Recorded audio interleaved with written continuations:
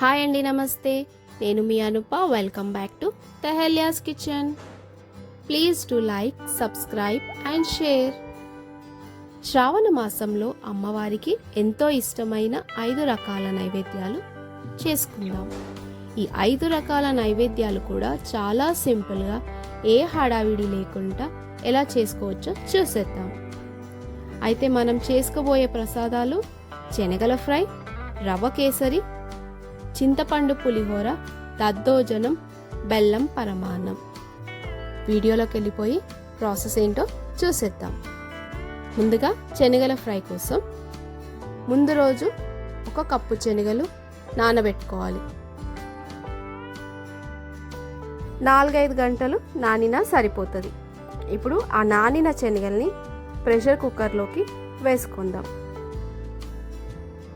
ఇందులోకి 1/2 cup water కూడా వేసుకోవాలి. 1 టీ స్పూన్ ఉప్పు వేసుకొని ప్రెషర్ కుక్కర్లో మూత పెట్టేసి స్టవ్ మీద 3 విజిల్స్ వచ్చేంత వరకు పెట్టుకోవాలి. 3 విజిల్స్ వచ్చిన తర్వాత కుక్కర్లోని గ్యాస్ పోయిందాక మూత తీసి చూస్తే మన శనగలు కరెక్ట్గా ఉడికిపోయాయి. చూడండి అలా. ఇప్పుడు ఈ శనగలకి పోపు వేసుకుందాం. స్టవ్ మీద ప్యాన్ పెట్టుకొని 2 టేబుల్ స్పూన్ ఆయిల్ వేసుకోవాలి.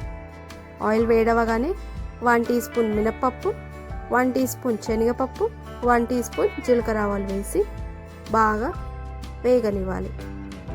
ఇవి బాగా వేగిన తర్వాత ఇందులోకి పచ్చిమిర్చి, ఒక 3 పచ్చిమిర్చి పొడవున కట్ చేసుకొని వేసుకోవాలి. అలాగే 2 రెమ్మల కరివేపాకు. ఒక 2 నిమిషాలు బాగా వేగిన తర్వాత ఇందులోకి 1/2 టీ స్పూన్ పసుపు వేసుకోవాలి.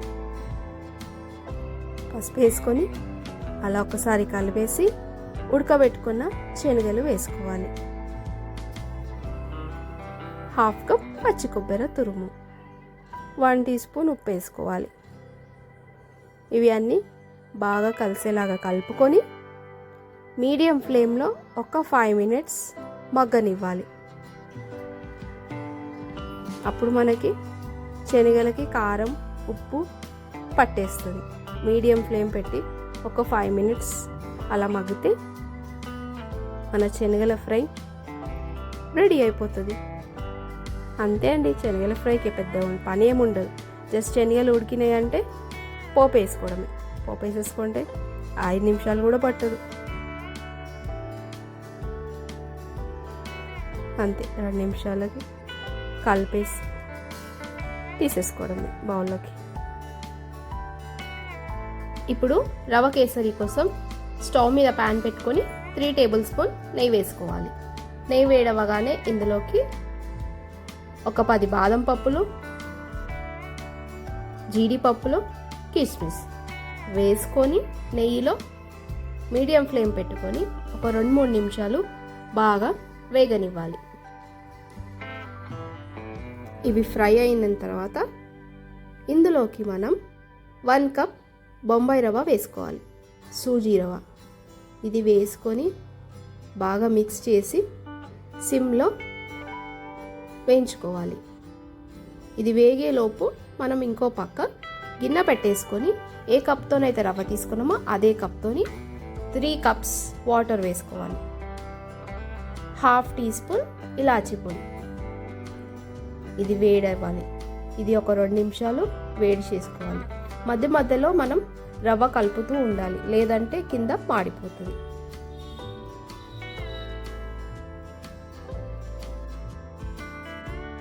నీళ్ళు వేడి పెట్టుకున్నాం కదా, అవి కూడా వేడైపోయాయి. సో ఇప్పుడు స్టవ్ ఆఫ్ చేసుకొని రవ్వ ఒకసారి కలిపేసి ఇందులోకి నీళ్ళు పోసుకోవాలి. ఇవి మనం వేడి చేసిన నీళ్ళు పోసుకుంటున్నాం కాబట్టి ఉండలు కట్టదు.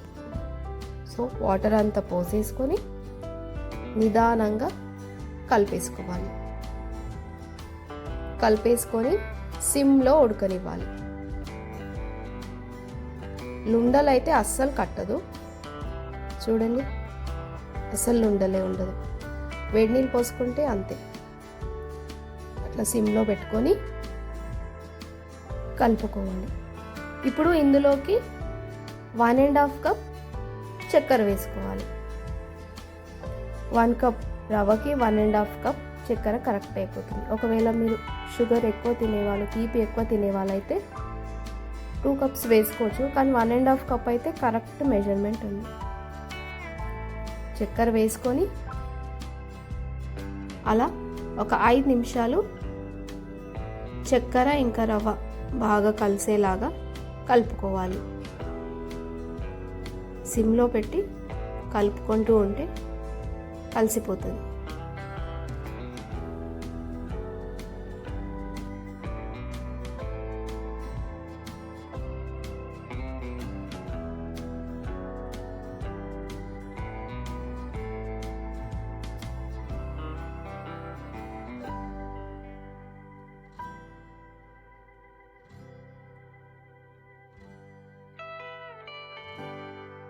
చూసారా, ఇప్పుడు కన్సిస్టెన్సీ కూడా కొంచెం దగ్గర పడుతూ వస్తుంది. మనకి లొండలు కూడా ఎక్కడ లేదు. సో ఈ కన్సిస్టెన్సీ రాగానే స్టవ్ ఆఫ్ చేసేయడం.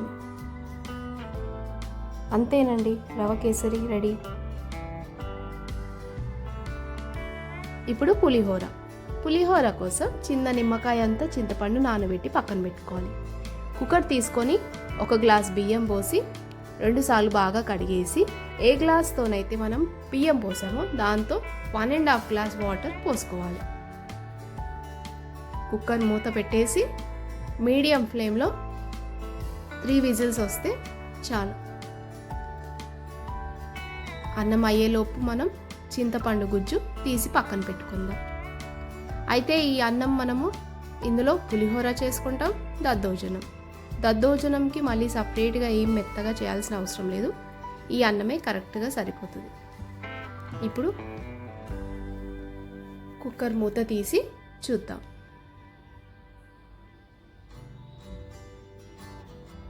మూత తీసేసి చూడండి, అన్నం అయిపోయింది.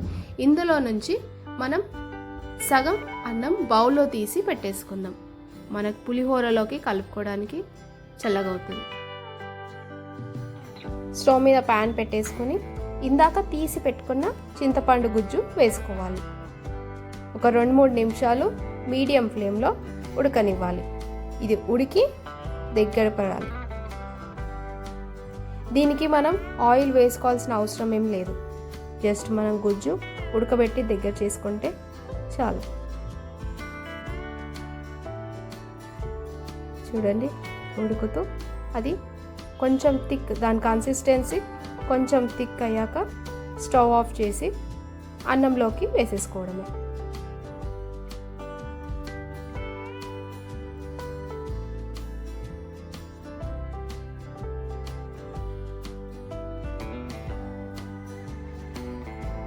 మరి పోపు వేసుకోవాలి కదా. సో స్టవ్ మీద ప్యాన్ పెట్టుకొని 2 టేబుల్ స్పూన్ ఆయిల్ వేసి అందులోకి ఒక గుప్పెడంత పల్లీలు, 1 టీ స్పూన్ మినపప్పు, 1 టీ స్పూన్ జీలకర్ర ఆవాలు, ఒక 2 రెమ్మల కరివేపాకు వేసి బాగా వేయించుకోవాలి. ఒక 2-3 నిమిషాలు పల్లీలు కూడా వేగాలి కదా, ఒక 2-3 మినిట్స్ బాగా ఫ్రై చేసుకోవాలి. ఇది ఫ్రై అయిన తర్వాత స్టవ్ ఆఫ్ చేసి ఇందాక మనం బౌల్లో అన్నం తీసి పెట్టుకున్నాం కదా, అందులోకి 1 టీ స్పూన్ ఉప్పు, 1/2 టీ స్పూన్ పసుపు వేసేసుకొని ఈ పోపు కూడా ఇందులోకి వేసేసుకోవాలి.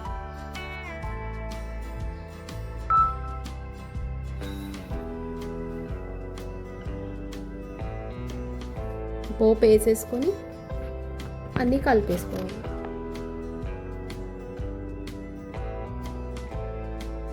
మనకి పసుపు వాసన కూడా ఏమీ రాదు. అలా పసుపు అన్నంలో వేసి కలుపుకుంటే బాగుంటుంది. ఓసారి మనం ఏం చేస్తామంటే పోపు వేసి అందులోనే పసుపు, చింతపండు గుజ్జు కూడా వేసి ఉడకబెడతాం కదా, ఇది ఇంకో టైపు, అలా కూడా చేసుకోవచ్చు. చూడండి, మంచిగా అన్నం గడ్డలు లేకుండా మంచిగా కలిపేసుకోండి. అంతేనండి, పులిహోర కూడా రెడీ అయిపోయినట్టే.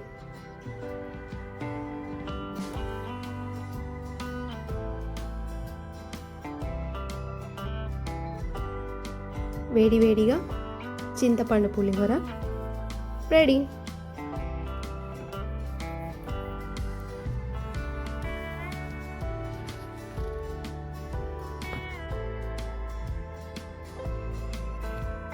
నేను ఇందాక పోపులో ఎండుమిర్చి వేయడం మర్చిపోయాను, సో లాస్ట్లో యాడ్ చేశాను. మీరు పోపులో యాడ్ చేసేసుకోండి. ఇప్పుడు దద్దోజనం చేసుకుందాము. ఇందాక సగం అన్నం ఉంది కదా, అది బౌల్లోకి వేసుకొని దద్దోజనానికి మనకి 1 కప్పు పెరుగు, 1 కప్పు పాలు కావాలి. సో కొంచెం కొంచెంగా పెరుగు పాలు 2 వేసుకుంటూ కలుపుకోవాలి. ఒకేసారి వేసుకుంటే మనకి అన్నం అనేది అలాగే ఉండిపోతుంది. సో కొద్దిగా పెరుగు, కొద్దిగా పాలు వేసుకుంటూ స్మాష్ చేస్తూ ఉంటే అన్నం కూడా మంచిగా మెత్తగా అవుతుంది. ఒకటేసారి వేసుకోవద్దు, కొద్దిగా పాలు, కొద్దిగా పెరుగు అలా వేసుకుంటూ 1 కప్పు పాలు, 1 కప్పు పెరుగు మొత్తం వేసేయాలి. వేసేసి మంచిగా మిక్స్ చేసుకోవాలి.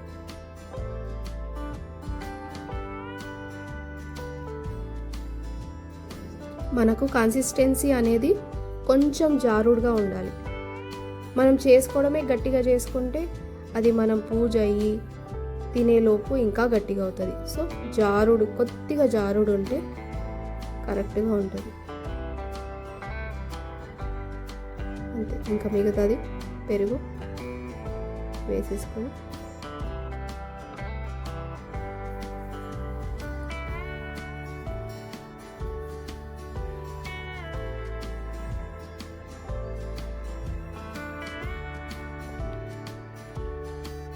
పాలు కూడా పోసేసుకోండి. ఏం పల్సగా అవ్వదు, ఈ కన్సిస్టెన్సీ కరెక్ట్. ఇప్పుడు ఇలా ఉంటుంది కదా కొంచెం పల్సగా, అది మనం పూజ చేసుకునేసరికి ఆ కన్సిస్టెన్సీ కరెక్ట్గా సెట్ అవుతుంది. ఈ మాత్రం జారుడు ఉండాలి. ఇప్పుడు దీనికి మనం పోపు వేసుకుందాం. స్టవ్ మీద చిన్న పాన్ పెట్టేసుకొని ఇందులోకి దద్దోజనం కదా, నెయ్యి వేసుకుంటే బాగుంటుంది. ఒక 2 టేబుల్ స్పూన్ నెయ్యి వేసుకోండి. 2 టేబుల్ స్పూన్ నెయ్యి వేసుకోవాలి. నెయ్యి వేడవగానే ఇందులోకి 1 టీ స్పూన్ జీలకర్ర ఆవాలు, కాజు ముక్కలు, కంపల్సరీ కాజు వేసుకోవాలి. కాజు వేసుకుంటే బాగుంటుంది.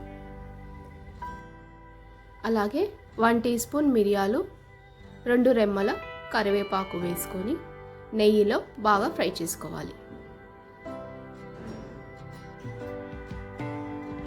దద్దోజనానికి పోపు అనేది చాలా ఇంపార్టెంట్.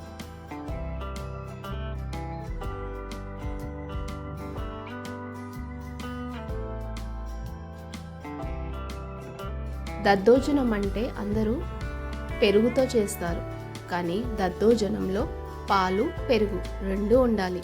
అప్పుడే దాన్ని దద్దోజనం అంటారు. ఉట్టి పెరుగుతో చేసుకుంటే అది పెరుగన్నంలా అయిపోతుంది. సో పాలు, పెరుగు 2 కలిపి చేసుకోవాలి, చాలా బాగుంటుంది.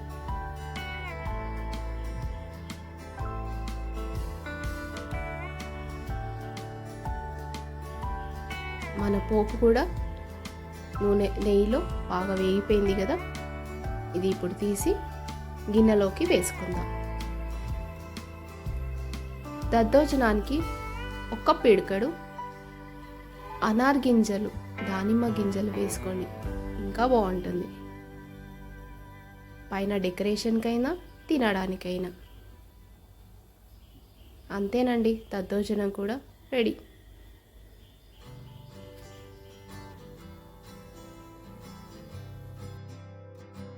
ఏదైనా చూస్తే అమ్మో ఇంత ప్రాసెసా అనుకుంటాం, కానీ చేస్తే చిటికలా అయిపోతుంది.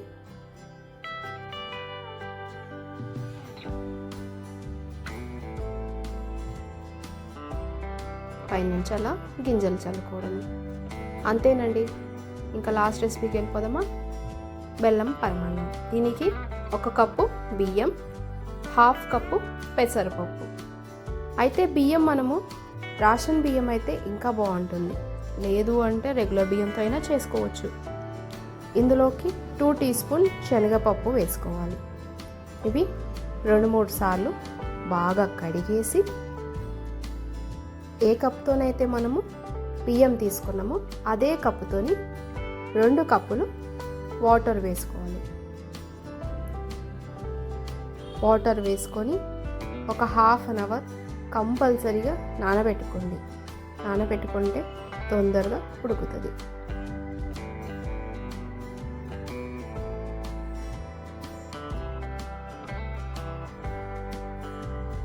ఒక ½ అవర్ అయ్యాక స్టవ్ మీద పెట్టేసుకుందాం.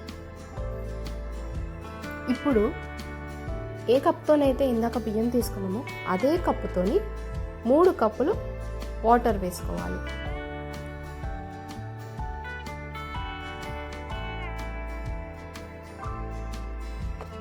ఒక కప్పు పాలు కూడా వేయాలి. పాలు కూడా వేసి మనం అన్నం అయితే ఎలా ఉడికించుకుంటామో అలాగే ఉడకబెట్టుకోవాలి.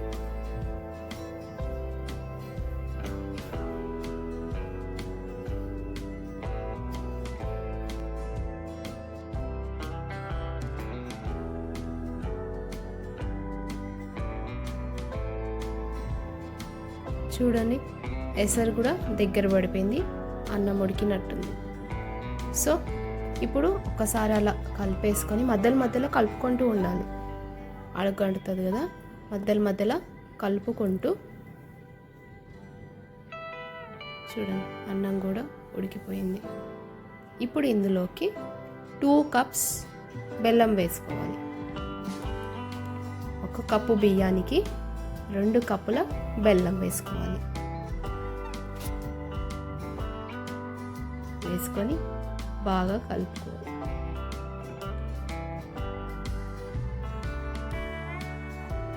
ఇప్పుడు ఇంకా సిమ్లో పెట్టేసి కలిపేసుకుంటే బెల్లం కూడా ఆ వేడికి కరిగిపోతుంది. కరిగిపోయి కొంచెం దగ్గర పడాలి, కొద్దిగా దగ్గర పడాలి. చూడండి, బెల్లం కూడా మొత్తం కరిగిపోయింది. ఇప్పుడు ఇందులోకి 1 టీ స్పూన్ ఇలాచీ పొడి వేయాలి. ఇప్పుడు ఒకసారి కలిపేసుకొని ఒక 5 మినిట్స్ సిమ్లో పెట్టేస్తే అంతా మిక్స్ అయిపోతుంది. ఇప్పుడు ఇంకా పోపు వేసుకుందాం. పోపుకి స్టవ్ మీద ఒక ప్యాన్ పెట్టేసుకొని 3 to 4 టేబుల్ స్పూన్ నెయ్యి వేసుకోవాలి. నెయ్యి వేసుకొని ఇందులోకి కాజు, బాదం, కిస్మిస్ ఒక 10 దాకా వేసుకొని మంచిగా ఫ్రై అవ్వనివ్వాలి నెయ్యిలో. అంతేనండి, అయిపోయింది. బెల్లం పరమాన్నం కూడా. పోపు అయిందంటే పోపు కూడా వేసుకోవాలి. చూస్తే చాలా టైం అనిపిస్తుంది, కానీ చేస్తే అయిపోతుంది. సో మీరు కూడా ట్రై చేయండి ప్రసాదాలు.